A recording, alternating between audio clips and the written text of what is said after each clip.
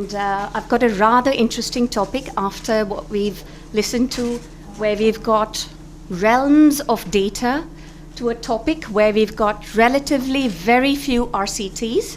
So I would like you to just focus on what RCTs we've got to now. I have not talked about the anecdotal evidence and the series of personal experiences that have been published. To start off a bit, the NuvaRing, it's an alternative way for delivering the combined estrogen and progesterone versus the COCs that we're all used to.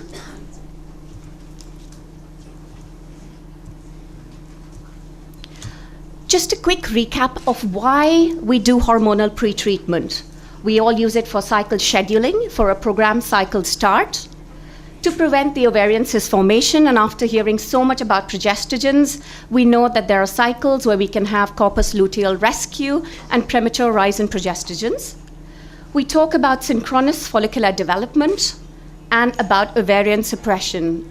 We had a very good talk this morning, which highlighted the recent update from Cochrane regarding the role of hormonal COCs in pretreatment for IVF.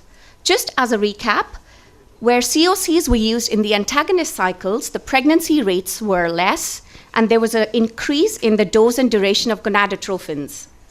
The progestogens did much better in the GnRH agonist cycles, whereas the estrogen pretreatment did better in the antagonist cycles. However, in 2011, that's a year following the Cochrane, Joan Velasco from Spain gave a very good study where he looked at COC pretreatment for the antagonist cycles and has shown a comparable pregnancy rate, whether you downregulate in the traditional long agonist cycle or you use a short 12 to 16 day COC period.